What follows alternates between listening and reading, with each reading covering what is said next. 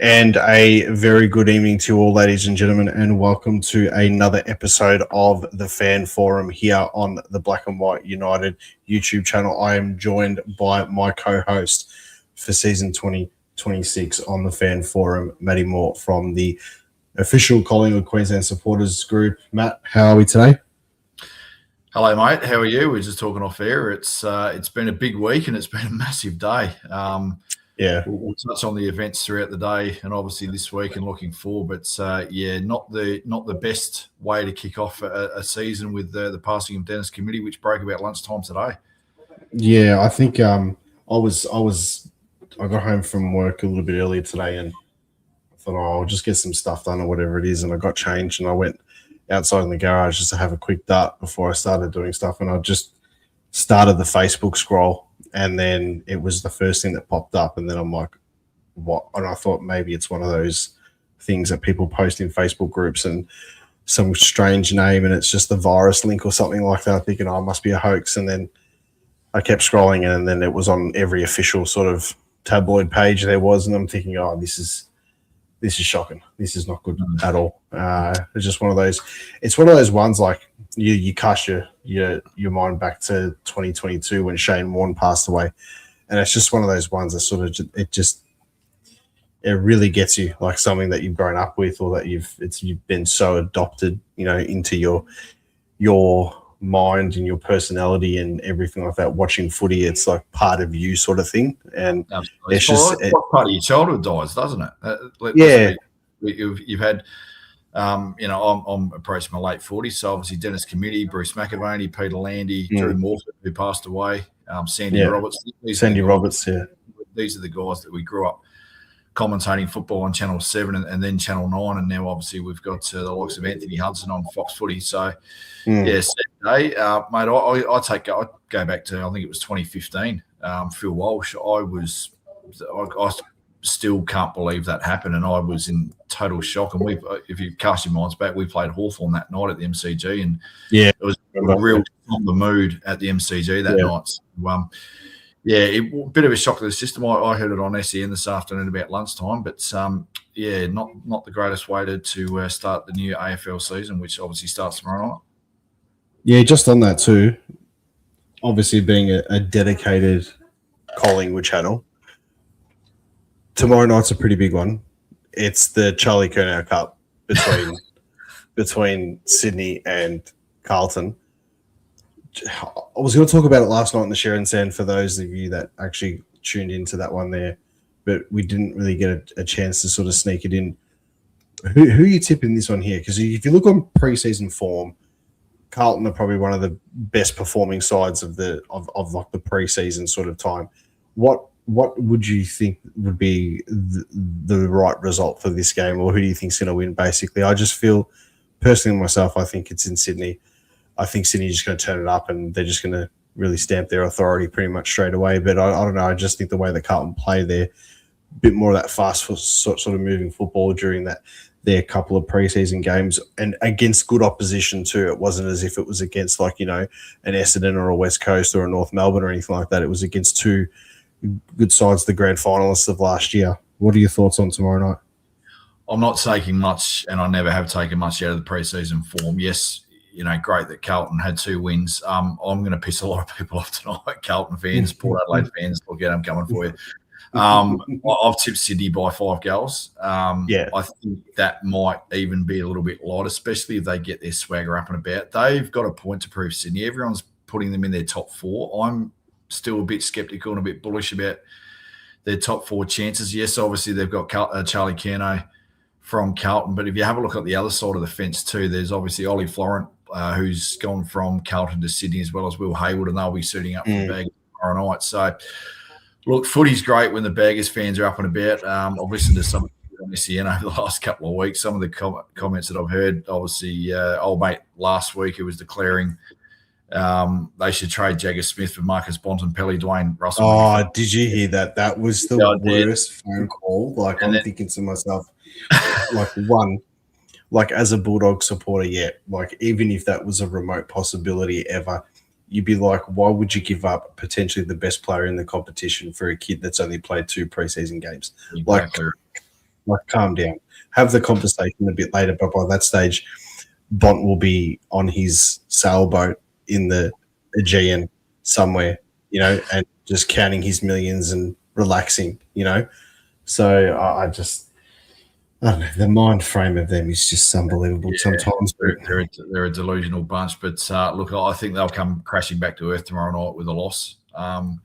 And then I'll tell you what, if something happens that they miraculously lose next Thursday night, like they did last year in round 1 against Richmond, you'd want to be tuning into SEN straight after that game on Thursday night, and then again on the Friday, because I think there'll be blood to be bathed if they get beaten by Richmond next Thursday night. I think the season opener. Yeah, well, we'll get onto that in a second, but I reckon my mate Snapper would, and we are very close mates. We've known each other for 10, 15 years. One of the best guys you could ever meet. Unfortunately, he just follows a shocking football team. But just this comment here from, and I'll get to the comments in a minute. I will put the link on there so if anyone wants to join in later, they can. But just this one here from David Pye 69. Just this comment is so relevant. He goes, "Blues getting smashed, and the fun talkback radio begins tomorrow." Exactly right. Yeah, so, exactly. Yeah, so, pretty much on find his final siren, and we'll start pretty much straight after that. Can we just quickly touch on, before we move on to obviously St Kilda, we'll get on to our predicted 23. We'll get on to all other sorts of topics. Let's just quickly, I wanted to get your opinion on the North Melbourne preseason game, the 1 point loss last weekend. We touched on it last night on the Sharon stand. It was, as you said before, we weren't taking too much form in. Obviously, you'd like to walk away with a victory moving into the opening game of the season, but I just felt personally myself it was really good to get the young kids a go, walked away with no injuries. We played players in the senior team that were, that are going to be fringe players in the season, throughout the season this year. And I think now with, the potential, and we'll talk about it in a minute, but I think the fact that we haven't got Howe and we don't have Darcy Moore playing on Sunday, I think there's a certain kid named Joel Cochran who might get a debut. That's my personal opinion. But the North Melbourne game, how are you feeling about that? Tale of two halves, and then obviously a tale of two halves first half as well. Massive win going to one end of the ground. We're pretty slow to start at the blocks, but we did go in, I think, even or a point up at quarter time, and then kicked away in the second half with the win. But yeah, look, a lot of positives to take out of it. Obviously, the only negative that I saw was obviously the loss. But saying that, we did get some kids. We had 10 or 12 out of our best 23 not playing. We had 10. I personally am not going to include Bobby Hill at this stage in it because of what's going on. So really we had 9 players, all apart from Membry. 8 of them were premiership players. So it's a pretty big hit to take out. I think it was all up. I think it was 1,270 something games worth of experience taken out. Yeah.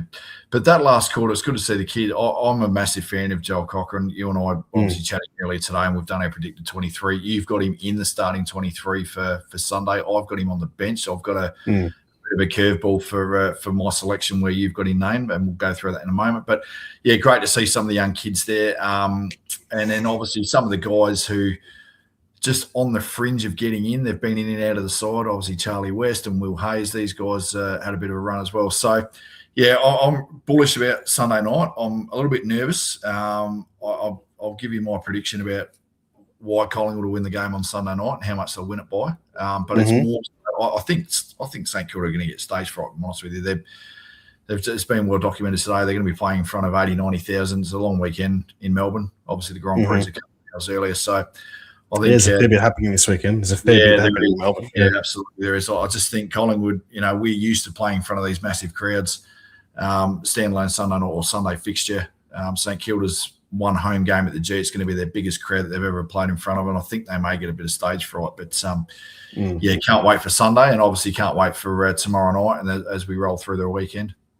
How good is it the fact that you can sit back now and the footy shows are really kicking in, 360 on the couch, everything's sort of starting to get back into the routine of, basing my whole year calendar goes around the football season. We've had, the cricket stuff, we've had the BBL, we've had the Australian Open, the Grand Prix happening, the season starting.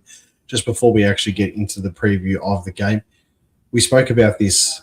You jumped on the channel a fair bit last year, but we have spoken about this, just the concept of opening round. We touched on it last night too, but just the fact that, all right, this year I think it's a little bit different for us in the sense of that we're not playing interstate, we're not playing against GWS at that cow paddock, and we are having a game at the MCG. Are you okay with? Are you with the concept of opening round with us playing in Melbourne, regardless if it's a home or away game?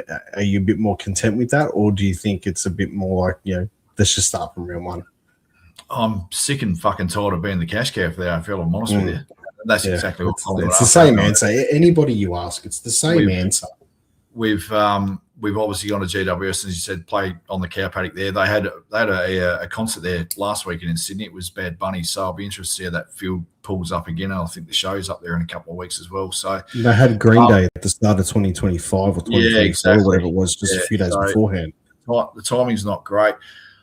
I get where the AFL are coming from, and we alluded to this 2 weeks ago.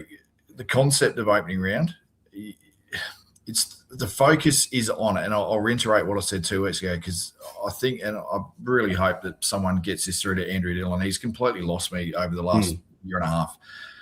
The guy's, in my view, is not fit to run a bath.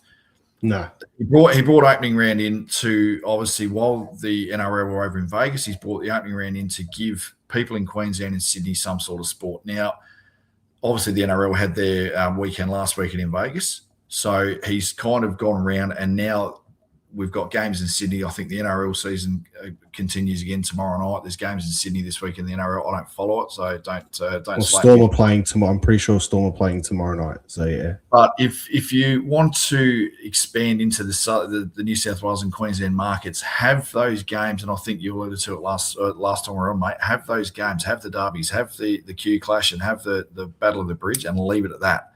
There's no point in sending Victorian teams or other teams into these states. And if you're going to do it, make sure it's on the fucking weekend when the NRL aren't there. They're over in Vegas doing their thing. So, yeah. But that's what it was. And we said that's what it was brought in for. Correct. Like in 2024, when we had it the first time, they did that, but they included Victorian teams in there. Just play your derbies or play your interstate teams against each other. It's that simple. Exactly.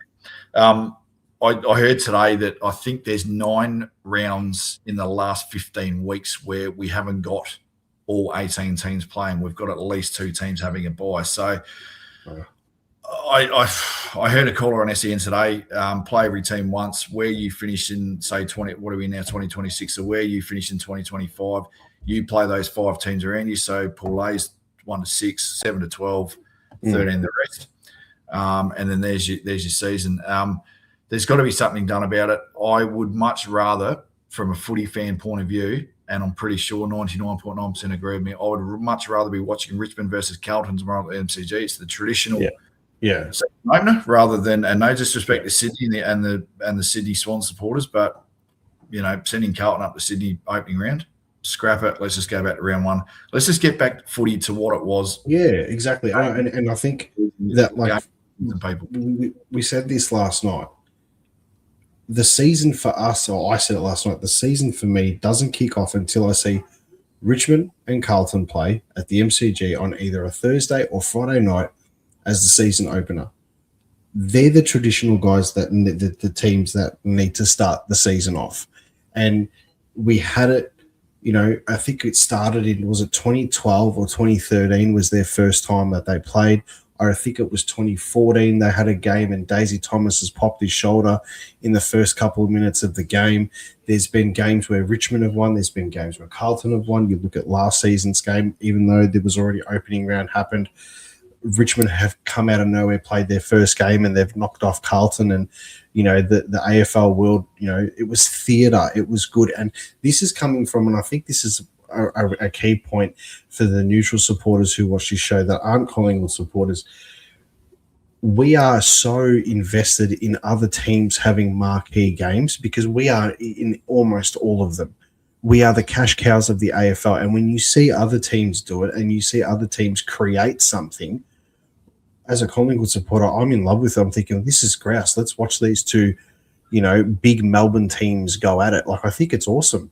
We've got the Anzac Days, we've got the King's birthday, and then we've got Easter Thursday, and then we've got I don't know, we'll play Carlton twice, the Peter Mac Cup, and there's always things that the clubs will ask for marquee games. Bulldogs last season was a perfect example as well, and they still couldn't fill out the MCG, and it's just. I'm just surprised if we ever get Easter Thursday taken off us. I can guarantee you now, I'll be Collingwood North Melbourne on Good Friday, because they're gonna. It's just the way it's gonna be. Where it's nothing. But moving forward, I mean, this is a perfect segue into Sunday, Sunday night, 7:20 at the MCG. St Kilda versus Collingwood. They got asked to play opening round. They got asked, who do you want? They said Collingwood, and we turned around and said, that's fine, but have it on the Sunday for the long weekend, public holiday here in Victoria, because that's our Labor Day weekend here. So it works out perfectly. And we get to play in Melbourne. We're obviously not going to say no to that there. So moving into the game, what are your predictions? How do you think we'll go? And then we'll get into our predicted 23. Saw St Kilda a couple of weeks ago on the Gold Coast in that match sim against the Suns. Tricky game to judge. It was 28 degrees at the first throw up. It was 88% humidity. So the ball was just like a cake of soap. But vast difference in ball movement from D50 to attacking 50 for both sides. The Gold Coast tend to go through the middle of the ground. St Kilda tend to go around the boundary. That's the one thing I really noticed. And they were a lot slower in transitioning the ball than what the Gold Coast were. So I think that will play into our hands. Obviously, as you said at the top of the show, no Darcy Moore, no Jeremy Howe, so a couple of massive losses there for us. I'm excited, and I'm fingers crossed that Joel Cochran does get the nod to make his debut. He's 6'5", 6'6", so a big key defender, can clunk a ball. I just said to you off air, Nasai Wanganeen Miller is the one for me, and I know it's the blatantly obvious, but if you can combat his impact into the game or any game that he plays, you are going to go a long way to beating St Kilda. I just want to throw some numbers at you, which I said to you off air, and I'll let the viewers know. So last weekend against Essendon, he had 28 disposals. He kicked 4 goals, 1. More importantly, St Kilda had 30 scoring shots. He was involved in 12 of them. So that just is under half their whole scoring thing. Chunk of your scoring involvements go through your marquee player. Yes, he's worth $2 million or whatever he's getting, but you put someone on him he's not going to not get the ball, but you need to limit his impact in and around the contest, and obviously by disposal, and obviously when he goes up forward as well. We were just talking off air. Obviously, I think Ned Long would be a good matchup for him to just limit his impact. Obviously, Longy's got his job to do, but Windhager's going to get the job on Nick Dacos. We know that. Nick will still get 20, 30 possessions at will. But what's his impact on the game going to be? Nass will still get 20, 25, 30, but limit his impact, put pressure on him around the contest or around the ball ups and see how we go. I think we'll get the chocolates. I think we'll get them by probably 2 or 3 goals, maybe 4. But the start is going to be red hot. St Kilda have got a massive point to prove. They've asked for this game. The spotlight's going to be on them. They've recruited well over the summer. There's been a lot of speculation about, obviously, Tom DeConey, Jack Silvani, Liam Ryan, that's coming to their side. So they're going to want to put in a massive effort and give their St Kilda faithful something to be really enjoying in 2026. I think for me personally, I think for us, it's going to be a battle of the midfield the entire game, because I think both midfields are quite strong. But St Kilda's forward line against our defence, if you look at our defenders, I'm genuinely happy with who we've got in defence. Obviously, we'd want a fully fit Jeremy Howe. We'd want a fully fit Darcy Moore, especially as our captain being there. But I still think with the players that we have available, if we are able to limit their forward inside 50s and their delivery into the forward 50, our defensive 50, I can see our defenders running off them pretty quickly. They are fairly tall. They are going to be a tall side. So the ground speed and stuff like that from defence, I think we've got them covered. And then our forward line, I think, could take care of their defence. And that's why I think the midfield is such an important aspect of this game, because You look at that North Melbourne game in the first quarter, we did not get our hands on the ball outside the middle. Just before the siren went, I was counting and I lost count, but it was 7 clearances to 3. And on 2 of those occasions, we actually got our hands on the ball first in the midfield and they were able to take it out. You play against a team like St Kilda, who are obviously much better than North Melbourne. Let's just be real. Saints are going to be pushing for, they're going to be aiming for top 6 this season, whether they get there or not. So I just feel as if we're going to have to be right on them, because I don't mind going in at quarter time 1 or 2 goals down. But if we go down at quarter time and we're close to 35, 40 points down at quarter time, she's done. Mm-hmm. It's finished with that there. Personally, myself, I think it's going to be 2 or 3 goals either way. I can see both sides, and it's just a realistic position I'm putting myself in. But my heart says that we're going to go out there and win by 5 goals, but my brain's saying it could be the other way around. My gut's saying it's 2 or 3 goals either side. But the start, we've just got to control them. As you said before, they've got a massive point to prove. They've requested this game. They want to be on the big stage. Clubs like St Kilda, clubs like the Western Bulldogs, clubs like North Melbourne as well, they are desperate for MCG games. North Melbourne only played 2 games at the G's last season, or 1, I think it was against Melbourne, and the year before they played 2. So there's the middle to bottom level clubs that are begging for games at the MCG, and they've got it. They got it opening round. They got their wish Labor Day weekend, and we'll see what happens. But we'll go straight into our predicted 23. I'm just going to get it up now here on the screen.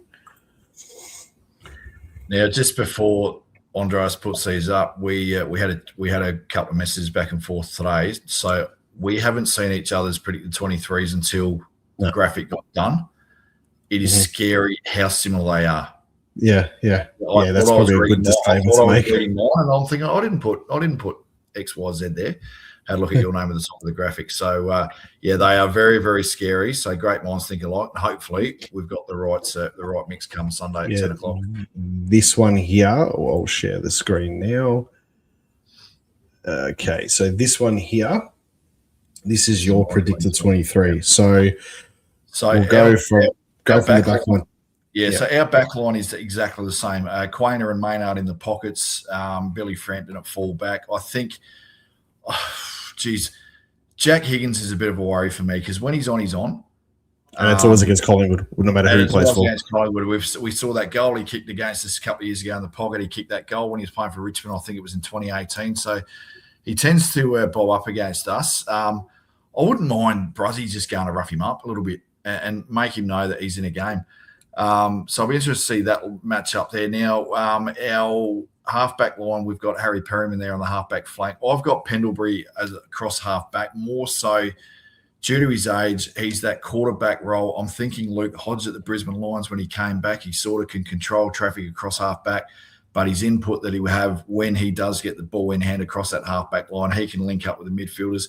The big one for me, and this is, I would have loved to have seen this bloke play last year, especially when we had the injuries at the back of the end of last year with Jeremy Howe and Darcy Moore. We've got that exact scenario right now. Dan McStay at centre half back or in the back line. A number of reasons. Tall timber.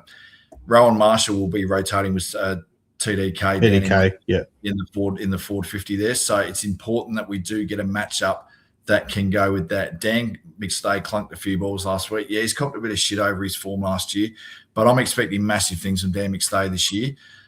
The other reason too, I just couldn't get him into the forward line. We'll go through that. Dan Houston, for me, must be playing in the midfield somewhere. I've got him on the wing, Crispy on the other wing. Josh Dacos. Now, we saw what Josh did against the Gold Coast Suns when Fly finally put him into the middle. He nearly won that fucking game off his own boot. So expect a lot more time from Josh Dacos in the midfield this year. Forward line, half forward line pretty much speaks for itself. Bo McCreary, we know that's his spot. Jack Buller, one guy I'm super excited to see how he fits in with his forward line. We saw glimpses of it last Sunday at Ballarat. I think he's going to have a huge year. I think he's going to relish being at Collingwood in front of the biggest crowd, and he's going to be playing week on week. He's come from the Sydney Swans. A little bit said about him. Obviously, the old-timer Sidey there in the other half or flank. And then our forward line, Jamie Elliott, Tim Membry against his old side, Lockie Schultz. We've gone toe-to-toe there. And I think we've got the same ruck division of Darcy Cameron, Jordan De Goey, who I'm expecting massive things for. Yeah. Obviously, yeah. So I've got Joel Cochran on the bench for his first game. Roan Still, I love what this kid brings. He's only going to get better and better as he gets older, but we know he can run his nuts off all day long to us on a Sunday. Ned Long's on the bench. Ed Allen, I'm a big one for. I think he just brings that absolute grunt into when the game's on the line. He can just have a bit of an impact, and he's built solidly. And then obviously Paddy Lipinski had a ripping game last week, 27 disposals against North Melbourne. Yeah. And then the emergencies I've got there, Charlie West, Harvey Harrison coming back from an ACL this year. I'm excited to see him back. And then the tried and tested Lockie Sullivan, we just know that he's going to work his ass off. So that's our best 23. Ask me next week if we get more and/or Howe back, who we're going to squeeze out, because I had a bit of a tricky one trying to squeeze it out. But that's my 23 for Sunday night. I'll be interested to see when these teams come out on tomorrow night, and we'll compare notes. Man, I compared my own notes compared to the predicted 23 that I did pre-Christmas for this game, and I'm not even going to show it. It is so off. It's about 80%, but the positional changes and stuff like that are completely off. And obviously, I had Bobby Hill in there. I had and a couple of others that obviously Darcy and Howe, who aren't playing and stuff too. So it is fairly different, but it's sort of the same structure. I'll get into mine and I'll show this now. So this is mine. So if I just click between the two here, you can tell that you can actually see the changes. Not a lot of movement. Yeah, and there's not a lot of movement. It's more just on the bench and across the half back line. So we had the same IQ, Frampton and Maynard down the back. I think that's pretty much set in stone. I think if Darcy Moore was playing maybe more at fullback and then Frampton at centre half back, who knows? Perryman off the half back, I think, is a no-brainer. Some of his intercept marking against North Melbourne was fantastic down the back, especially in the wet as well. He had a good set of hands. I've put Joel Cochran at centre half back, and the method behind my madness with this one here is to play him and not have him starting on the bench. I think just throw him in the deep end now. He's had 2 pre-seasons at the football club. If you look, and I said this last night on the Sharon stand, I think Swoop posted a photo when Collingwood's new training tops got released. I think it was about a month ago, and they started wearing them. And Cochran was on the bench, and he gave him the thumbs up, and he put the photo. And he has filled out. He's so much bigger to what he was on his first day. And I was there for the first day preseason for going into 2025, and when he was at the club, and he was a twig. He was lanky. I don't know. I haven't said that word in ages, but he was really lanky. Now he looks like a grown man. Like, he's just put on so much size. So I think putting him at centre half back, and based on his performance against North Melbourne, and he kicked a ripper goal from 55 out as well, which is pretty good. I've got Dan Houston on the half back line. I was considering putting him in the middle, but I think on the half back line with Josh then going up into the wing, I think it'd be perfect. And because I think Houston obviously can play a high halfback role, and he can set up and basically be our quarterback. I really do think that he needs to be on the opposite side of the field as Josh. Wherever Josh plays, even if Josh plays in the center, not on the wing, great, whatever. But I just think that Houston and Josh would work really well if they were all on the opposite sides of the ground. I think they'd be too congested, because they are, when they play across the half-back line on the same side. They're very similar in that type of sense, where Josh is a little bit more carry the ball, where Dan's a bit more, I'll get the ball, carry a little bit, but I'm going and I'm looking long. So Josh is on the wing. I've got Pendles in the middle. I was thinking about putting him on the bench, but I think he's been well rested. He's had a good preseason, and he should be ready to go in the middle. And Jack Crisp on the other wing. Bo half forward. I've got Buller at centre half forward. It was between Buller and Membry. I could have swapped them. There was no reason to not swap them. There was no reason to keep them. I just think that Buller probably at centre half forward. I love the way he tackled against North Melbourne. I love the way he was able to contest and bring the ball down, and allowed, before Schultz went off, it was allowing Shooter to go in there and rove it. It was even allowing players like Harry DiMattia to go in it, and it allowed Charlie West to actually crumb the pack and go through and do what he was doing, which I thought was pretty good. Sidey on the half forward flank. I was thinking about potentially putting Sidey in the forward pocket and putting Jamie Elliott a little bit higher, but I think we need him down the deeper line so that I've got Jamie forward pocket, Membry at full forward. I think the key is for Membry, obviously getting older, if he's able to contest and just take marks 25 metres out directly in front of goal, he can kick 4 or 5 a game. And I think it's very similar to McStay as well. Yep. McStay I've got on the bench, but if he can come on and he sits in the goal square, right, and he just contests and take those marks, and you're 25 metres out, and you're fairly like decently in front of goal, like either one of them can kick 4 or 5 a game. They're just mark it. As long as the delivery is right to them, I think they'll be perfectly fine.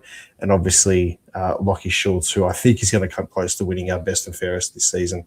And I think he's going to get close to being in the All-Australian team if he continues his really good form, or at least in the squad in the forward pocket. Obviously, the rucks, no change there. We've got Darcy, Cameron, De Goey, and Nick Dacos. I really think that De Goey and someone like a Jamie Elliott, or De Goey and a Lachie Schultz can potentially, De Goey and a Bo McCreary can probably rotate through with each other. I think I'm liking Bo's efforts being a fifth midfielder. So, like, if there's a stoppage on the wing or a boundary throw-in or something like that, you see Bo push into the contest, and it really opens it up, and you can have that explosive power going thing. He did that against Melbourne quite well in that last game last year. On the bench, I got Lipinski. I've got Sullivan. I can't see Sullivan being taken out of the side just yet. Ned Long, as we spoke about before, I think he's got a job to do. Harvey Harrison, I was tossing up between Harvey Harrison and Ed Allen. They were the two that I was tossing up against. And I was going to go with Ed Allen because of height and size, but I'm really loving our pace, and because we're really going to rely on getting the clearances out and stuff like that, and our tackling pressure. I've put Sullivan and Harrison in there, and obviously McStay on the bench to go through. West, Ryan Steele, and Ed Allen as emergency. So as I said before, you go and you click back to both our teams. There's not much change. There's 75 to 80% of it is pretty good. So there's a comment here too. I really want to, and I sort of distracted me because it was actually quite interesting. I'll just put it up here. It's from Josh Jacobs. It says, if you're ever going to play 2 rucks, you would against the Saints. I think it's supposed to say, especially with Moore and Howe out, Steen can let Darcy float more into defence and take some intercept marks. I don't think you're going to be able, and I agree with that in theory, but I just personally don't think you're going to be able to play Frampton, McStay, Steen, and Darcy Cameron with the 4 talls there, and then you've got Membry, as well as another tall option. To I don't know. We go back to the Mason Cox scenario. It's exactly the same. And he played out of his skin for Freo on the weekend. So yeah. And like, if you look back at the West Coast game last season, with a game that Charlie West played, and I know it's different because we're talking about the forward line, but we played 4 tall forwards in the forward line, and then Jamie Elliott, as much as I love him, and I think he's probably on paper still our best forward, he's played the most of his career as a tall forward or as a second or third tall forward, and he's only 5'10". He's the same height as Lachie Schultz, right? And I don't think you could really ever imagine Lachie Schultz playing as a second tall forward. Correct. Jamie's been doing that his entire career at Collingwood because we've always had we had Cloak in there for a bit, and then pretty much when Jamie came in, Dawsey was on the outer, and we've had Jesse White come in. We had Lee Brown retire. I think even before that, Ben Hudson. We've had all these players that have come in and come out that haven't been able to do what we needed them to do. Ash Johnson is one of them as well, where we don't have that second or third tall forward. Last season was the first season that we actually had that, and Jamie was allowed to play as a small forward. And I don't know if you can remember the game against Port Adelaide, which I'm sure you do, where we smashed them. But we do it all the time. There was the game that I think it was round 1. It was like 40 degrees that night, and everyone was sweating bullets, right? Yeah. there was a contest where the ball was kicked into the forward line, right? McStay was going for a clear mark. Now, this is where Jamie Elliott needed to be on the ground. And he's so used to playing as a tall forward, he actually intercepted. It contested. Yeah. The ball fell on the ground and Schultz roved it and kicked a goal. Yeah. Right? Similar thing happened against West Coast, and it only opened up when Charlie West went off with his foot because there was one less tall forward in there. So I'm just the same sort of situation with the ruck content with the rucks. If you have too many talls, even though St Kilda are a tall side, I think it cancels them. It cancels it out a little bit, and you're actually going to deprive us of the pace and the pressure that we need moving into the forward line. I don't know, that's just my personal take on it. I know there's difference of opinions and stuff like that, but I do think Steen is going to get a fair go this season. I genuinely do think there is going to be a time where Steen's going to have to go. And on the flip side to that too, just remember one thing. In 2023, and I don't want to always go back to it, but this is a really good example. In 2023, we lost Mason Cox. In 2023, we lost Darcy Cameron. Cox had the sternum injury, and Darcy Cameron had the knee injury. And I think it was a 10-week period where we lost both players, and they came back. They came back slowly, like we sort of bled them back into the side. During that 10 weeks, our ruckmans were our two forwards in Billy Frampton and Ash Johnson. When we finally got our rucks back, and they kept us going, when we finally got our rucks back, we won the premiership. So I don't want to flirt too much with bringing in new ruckmen when you've already got guys that can sort of chop out. And I think the biggest one in our side that can chop out is a McStay, and then I would go down to a Frampton. Just my personal take, and just like from what history shows and stuff like that. But very interesting teams. They were both very, very similar, and it was pretty funny that you sent me yours, I had mine. I sent it to my mate to do the graphic quickly, and then I'm like, here, have a look at this. We're going to post this tonight. And then they were both pretty much spot on. There's a few things you want to get off your chest tonight too, apparently. Oh, where do we start? Where do we start? I'm excited for the footy season. I do it every year. I'm not the biggest cricket fan. I get depressed the first weekend after the grand final because it's like you've broken up with a long-term girlfriend for. So there's no footy for 5 months. But I'm excited. I put up and everyone's would have seen them on Facebook over the last couple of weeks. But the AFL rules that you send to your partner, and it's a bit of a piss take, but I use the phrase, I'm excited. I'm as excited as a dog that unexpectedly pisses on your carpet when your owners come home. That's how I'm feeling about this. I could just see the tail wagging in the background. I'm really, look, I get to sort of, you get to Christmas and you get through the Christmas period and you get January, and here we are in March already. Footy season's here. Tonight is like Christmas Eve for footy fans.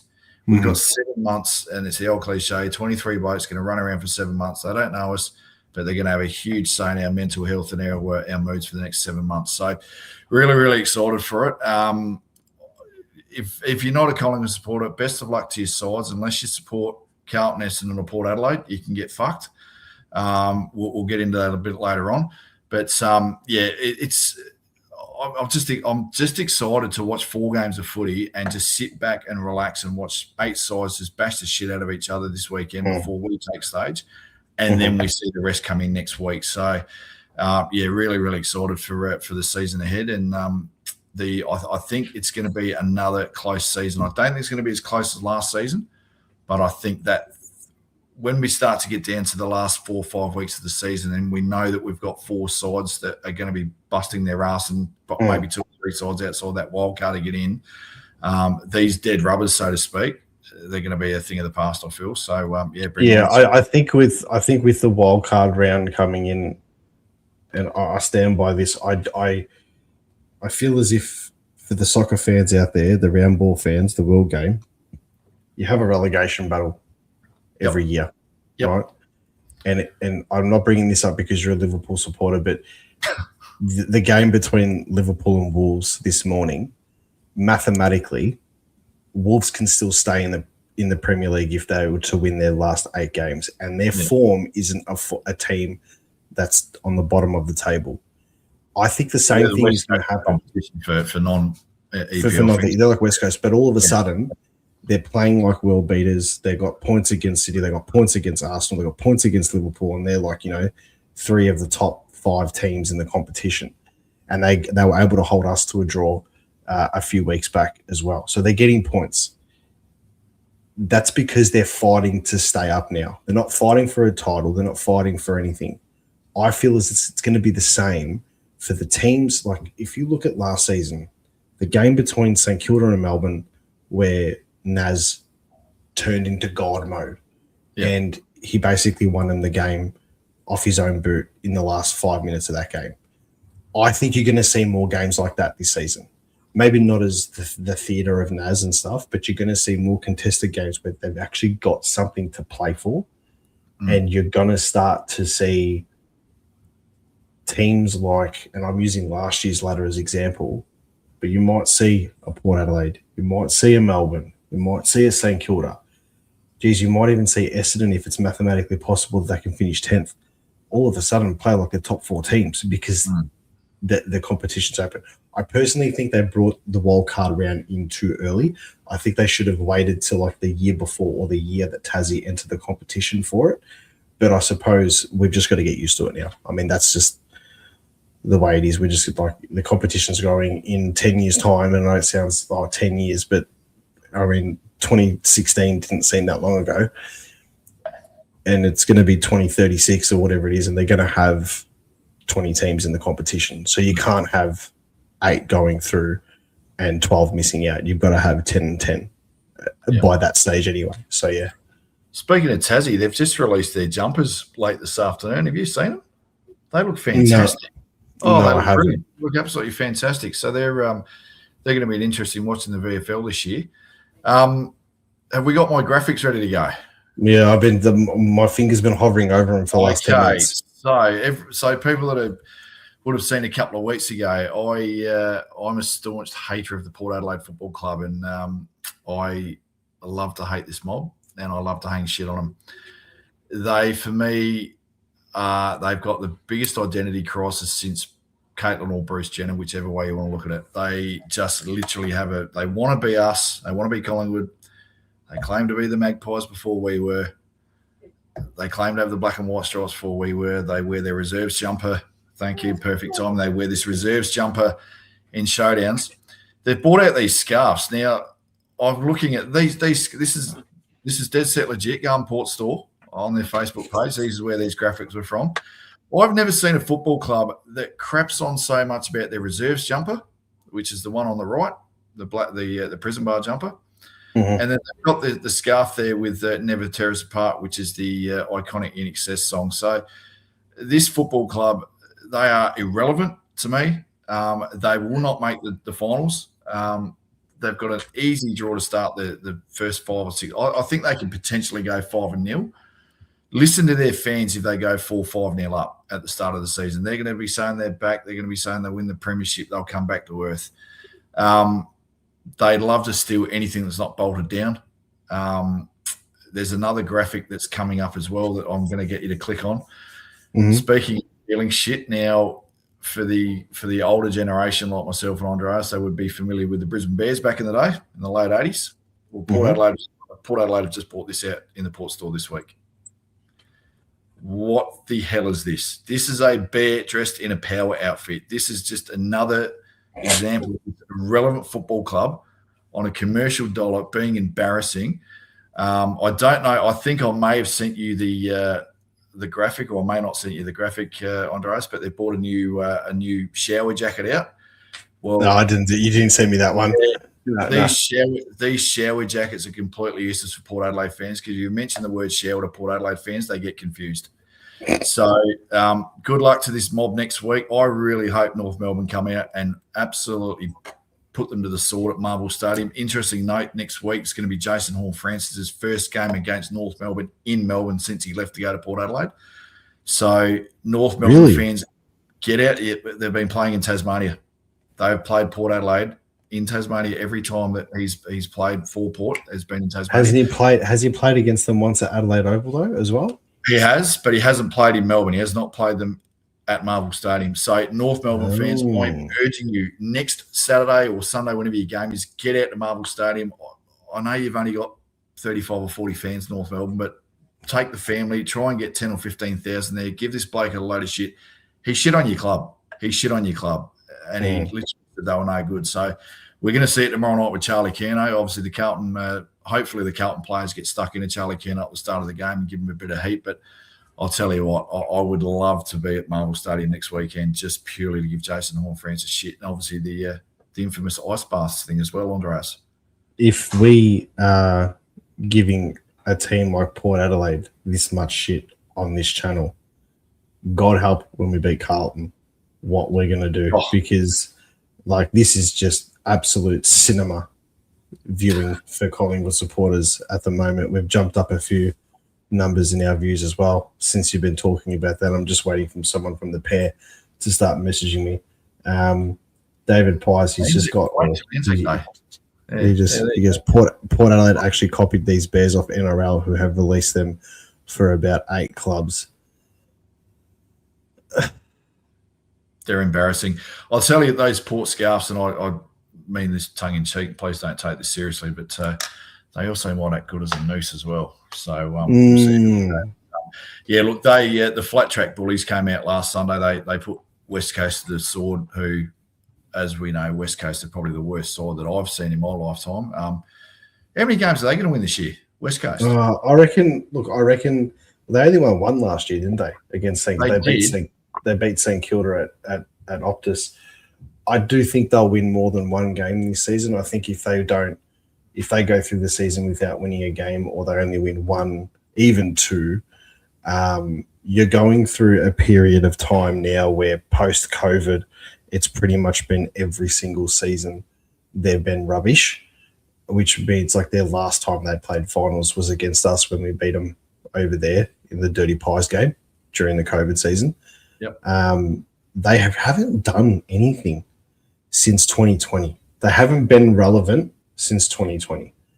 I thought they played some decent footy against us at Marvel last year, and fortunate for us, touch wood, it goes well, but we're playing them twice this season, which is nice. I mean, our fixture, I don't think it's that bad, considering where we finished. I think when we finished 9th in 2024, we got a pretty stiff fixture. Not so much the interstate travel for the non-Collingwood supporters that want to savage me about that, but I'm just talking like the order that we played teams in and which teams we played twice. When Carlton finished in the finals and they're playing North Melbourne, West Coast and Richmond twice before we played Richmond once. Basically how it worked out, I think, was a little bit of bullshit, but it is what it is. There was a West Coast supporter on Talkback Radio last week claiming that West Coast are now the biggest club in the country because their supporters rock up through thick and thin. Their memberships are on the drive. I'm like, anyway. I would not discredit the West Coast supporters as feral as they can be, especially when we play against us. You look at clubs like Melbourne clubs, take Hawthorn and take Richmond as prime examples where your club goes through dynasties, which we can all dream of, right? Imagine being a St Kilda supporter, right? Yep.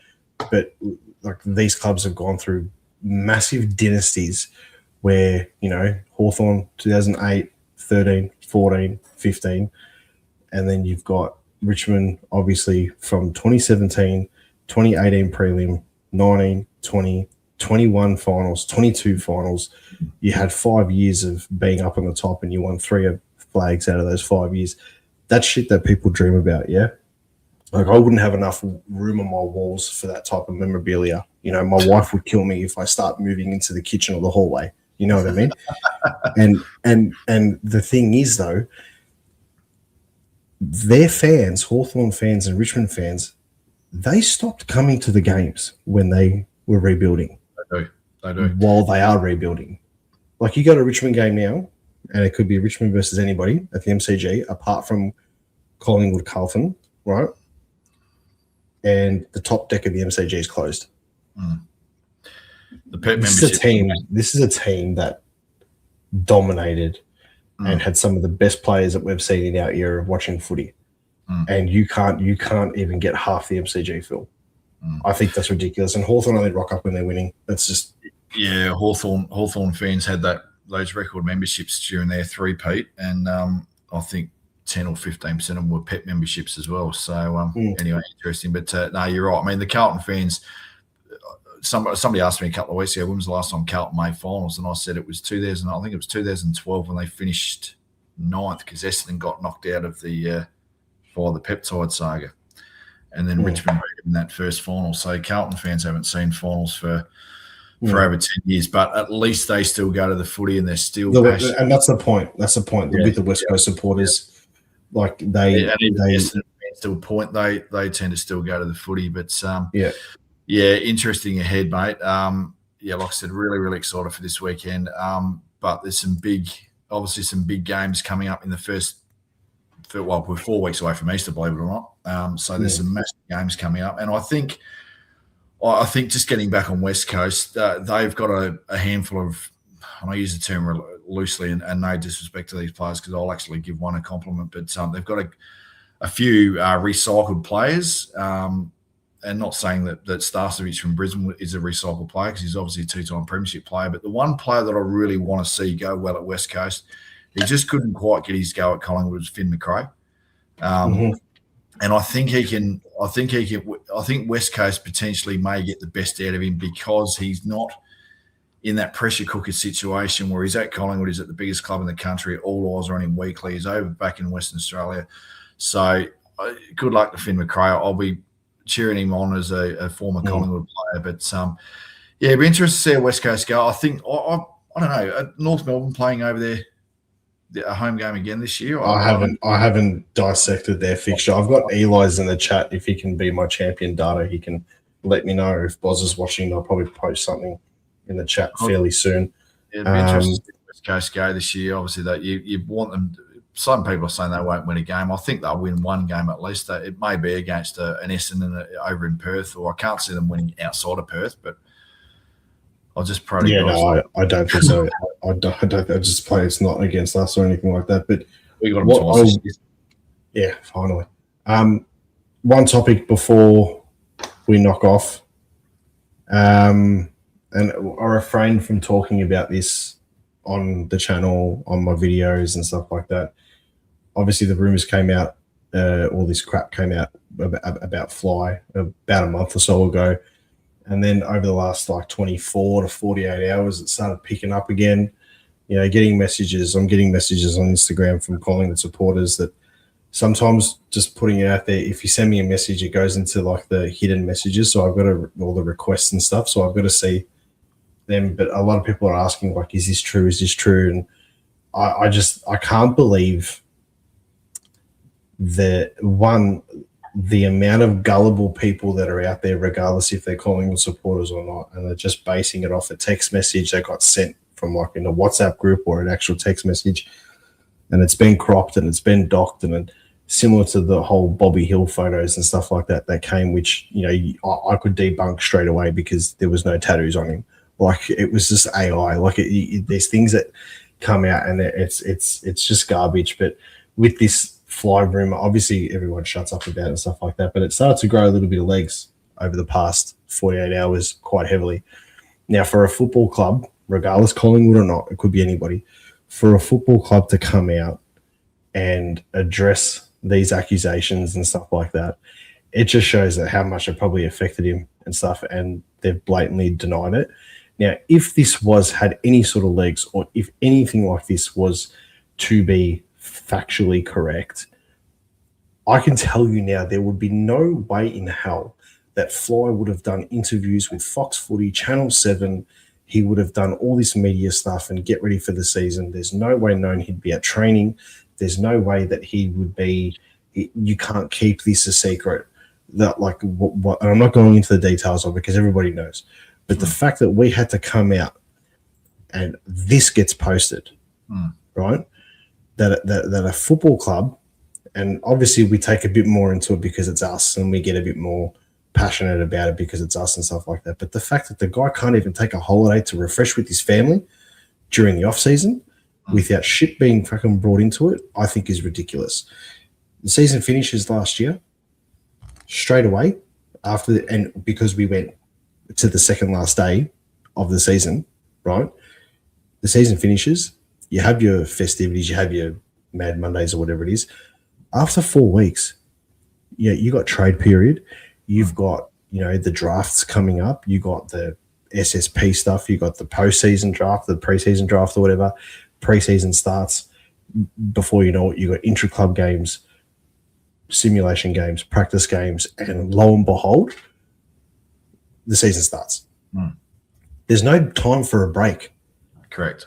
The guy can't even take a fucking holiday with his family without text messages and stuff. And I just love it how it happens to really creep up on everyone right before we play our first game of the season. Like, it couldn't have happened at Christmas time, could it? Well, 2 points to that. Chris Scott is in exactly the same boat. He took extended leave. He obviously had the origin period. I think he only went back to Geelong training last week. Buckley was running it.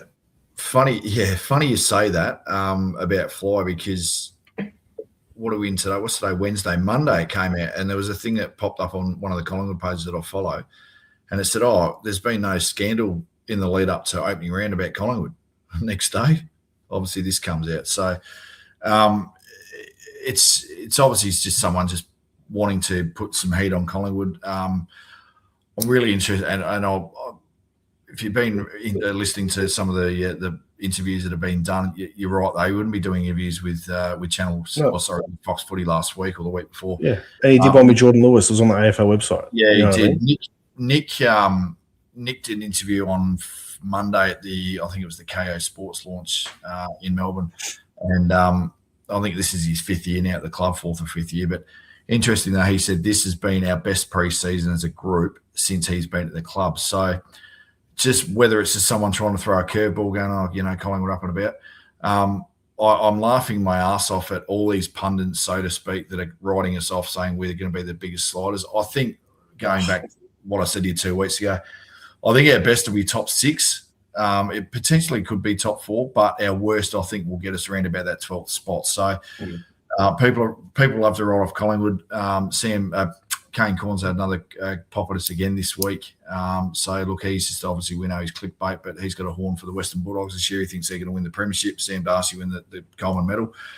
But all we want as Collingwood supporters is, number one, what we got on Sunday was no injuries.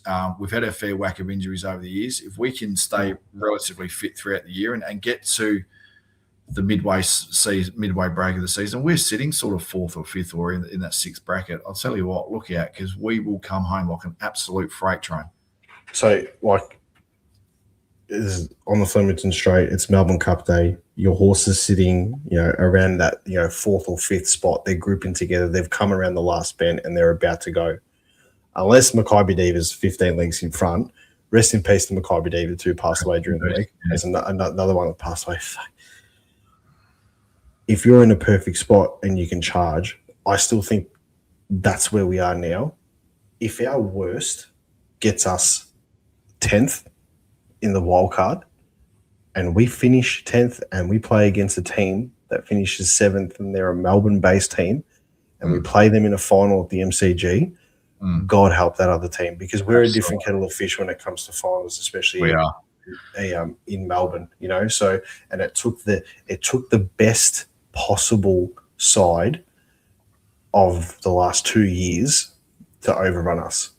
Otherwise, if we had made the grand final, we'd beat Geelong in the grand final, and I'll debate that till the cows come home. Everyone talks about this top 4 finish. Yes, you know what, they have it as they run in the premiership window, but there's been 2 sides that have won in the last 10 years that have won premierships from outside that top 4. Obviously, the Dogs in 2016, who are probably go pretty close again this year. They'll give a real good shake. And then obviously Brisbane the year before last in 24 when they won it. So, we, like you said, just it's all about time of your run. I think last year we just went too hard too early. We got fanned out. We didn't get fanned out. We just got caught up. There's a massive difference, I'm saying there.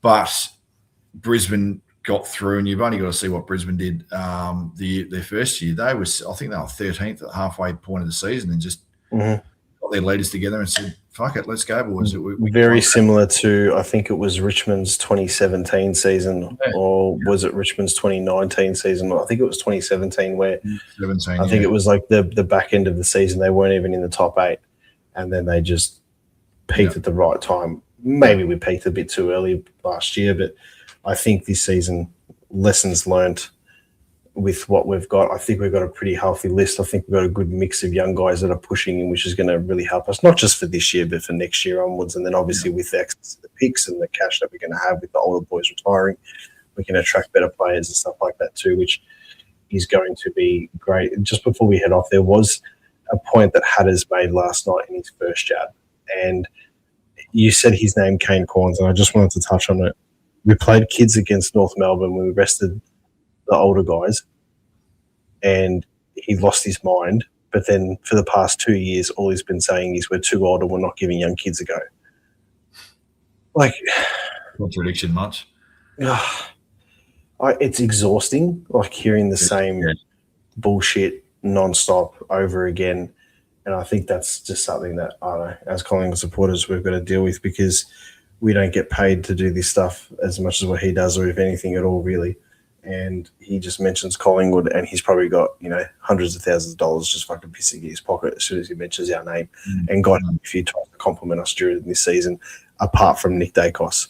So I think it's just a load of bullshit. Just before we finish up also too, I'm reading through the comments here, they've been pretty awesome. I just wanted to ask you a question about, have you watched the documentary yet on 7 Plus that they posted? No, I was at a concert last night, so I haven't seen it, but I've read reviews about it.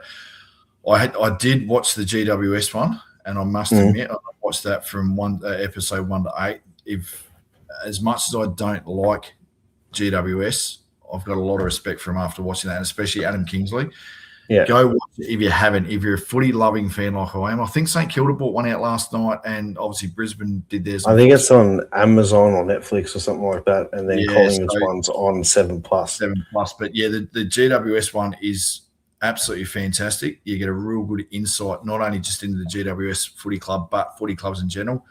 I expect, and I think that Collingwood's will be exactly the same. I saw a sketch this morning where, and I was at the game last year on the Gold Coast, where we went in. I think we only kicked 10 behinds to Gold Coast, 4 or 5 goals. And Fly's giving the boys a bit of a rev up. And then obviously Josh went in the middle, like I said earlier, and pretty much single-handedly almost won the game off his own boot. So, yeah, it's I'm looking forward to it. I'm going to probably sit down and watch it on Saturday or Sunday. Get nice and G'd up for the footy. Absolutely. And then, might whack the Grand Prix on in the afternoon, and then get ready for the big game on Sunday night. But if you're a footy loving fan like me, all the shows are back on Channel 7 next week. Fox Footy have been up this week. I've just watched 360 before I jumped on here. We're going up against the front bar, believe it or not. So I wonder what our ratings are compared to the boys over at Channel 7 there. But I reckon by the end of the year, mate, we're going to outrun them for voting. I hope so. Just to finish off the show, obviously not on a somber mood or anything like that at all, but we did mention it, and I posted a graphic on Instagram early this morning. We will be doing, myself and all the other co-hosts of the show, we will be doing an MVP award this year, where basically we give our 3 2s and 1s to the Collingwood player, regardless if it's a win or a loss, and we've got a WhatsApp group and stuff, and they'll be sent through. We'll do a tally up, and then over the first few rounds, we'll obviously post that tally up on some of the shows, whether it's this one, the Sharon Stand, the Social Club. But we will be posting some of the results of that. And then as the season goes, I won't be doing it every week, posting it. I'll do it maybe every second or third. And then towards the end of the season, we will do a live, get everybody on and announce the winner, and then hopefully we're able to obviously present that to the Collingwood player who wins it. That will be the Daniel Nardella MVP Award, which will be nicknamed the Dipper, as that was his nickname. I think that's quite fitting to name it that. So that will come up. I have put a post on Instagram about it. Just one of my close mates that passed away last year, so we're going to do that. The trophy did come today. I'm getting it engraved and stuff like that too, which would be awesome. So we'll be able to post that during the season. But we'll let you go, Matt. That's been a fantastic show. We've covered pretty much everything. Pies or Saints? Oh, Pies. Like I said, Pies. mate, I think, yeah, the occasion, St Kilda, it'll probably be a really close game up to halftime, or maybe midway through the third quarter. I just think St Kilda get overawed by 80, 90,000. We're used to playing in front of those crowds. Even if it's an away game for us, there's going to be a massive Collingwood contingent there. I'm just really, really excited to get some fucking footy back. Like, seriously, Yeah. I no disrespect to the stuff that we've seen over the last couple of weeks, but the Ridgy Dig stuff's about to kick off tomorrow night, and I really just want Collingwood to win on Sunday, because if we don't, you don't want to turn a radio on Monday, or you don't want to pick up a paper on Monday morning, and it's a bit of a to the media as well. So write us off at your own peril. People are tipping us to go 0-4, 0-5 for the start of the season. Look, I think every game that we've got is 50-50. Our first part of the season, Saints on Sunday night, we've got Adelaide at the G the week after, which is going to be extremely tough if we don't have more and or Howe back. We've got the bye, we've got the Giants at Marvel, which is going to be an interesting matchup because they play Marvel Stadium exceptionally well, GWS Giants. Then we're up in Brisbane to play the Lions, who we've beaten them the last two times that we've played them up in Brisbane, and then Freo in Gather around before we have two massive games against Carlton and then the Anzac Day game. So no easy game of footy, my friend. I think Geelong and Hawthorn are the two games after that. So, it's a tricky start of the round. But if we can get to round 9, 5-4, 6-3, I'd be happy with 5-4. I'd be ecstatic with 6-3 or anything above that. So, just some games you don't want to lose. This one on Sunday night is definitely not the one you want to lose. So I think the first three games are super important: St Kilda, Adelaide, and GWS. And I genuinely think that if we play some decent footy, there's no reason why we can't beat that. I mean, 3 games at home. I mean, I know St Kilda's our away game, but we've got St Kilda at the G, Adelaide at the G, and then we obviously play GWS at Marvel, which about time we play them at Marvel, something different instead of playing them over there at the G. I think he's going to be quite interesting. I got the Pies by 12 points against St Kilda. I think it can go either way for a couple of goals, but I genuinely think that if we can just control the middle and just lock the ball on the forward line with pressure from Elliott and from Schultz and Bow, and just that manic sort of pressure and hold them in there, I don't see them sort of transitioning the ball too much out of the defence. But who knows? And as speed might get them. Like Wise came out this year and said during the off-season that we want to play a faster brand of footy. Now, what I saw from St Kilda on the Gold Coast a couple of weeks in match sim, they were extremely slow. Gold Coast were getting back and setting up before St Kilda were even thinking about what they're doing, and they tend to chip across the halfback flank to try and set something up at either wing. So I think our zone defense or our one-on-one, whichever pattern we want to go with, will obviously get them. But yeah, it's for us, it's that transition for us. If we control the midfield like we have in certain games last year, and we can get it down to Skunk, who we know can clunk, and we can get it down to Buller, and if Damick stays down as well, we know he's going to clunk a few. And if they don't, Jamie Elliott, like you said, Shooter and Bo McCreary pick up the crumbs. Lockie Sullivan, if he gets in the squad, he'll be at the feet of the. Just lock it in. Just lock it in there. Happy days. So hopefully it's a goal fest on Sunday night, and the Pies win by anything less than 120-point loss. Win would be a loss, but I'll settle for a 3-goal win, mate. I just want to get the W on the board and get the cherry off the mark to start the season, and then get ready for that massive game at the MCG, our first home game next week against Adelaide, which will be a huge test. 100%. Matt, thank you so much for joining everybody in the chat. It's been awesome. We've covered everything that we needed to. We will do our review. The preview for the St Kilda game, a separate video, will obviously come out at some point tomorrow, and then we will do a match review over the weekend or on Monday. It'll be posted from the St Kilda game. Moving into Adelaide, everything's going to happen thick and fast. Tonight's episode was brought to you by the Hopper Bros Barbecue. For all your tips and tricks and everything barbecue, make sure you give them a follow on Instagram. Matt, it's been a pleasure. We'll let you go. We're going to do a minute's tribute to Dennis Cometti, who passed away this morning. It got made known to us all this morning, so I'll leave his thing up there for a minute. But thank you so much for joining tonight, mate. It's been awesome. No worries. We'll catch you in a couple of weeks. Go Pies. Thank you. Go the Pies.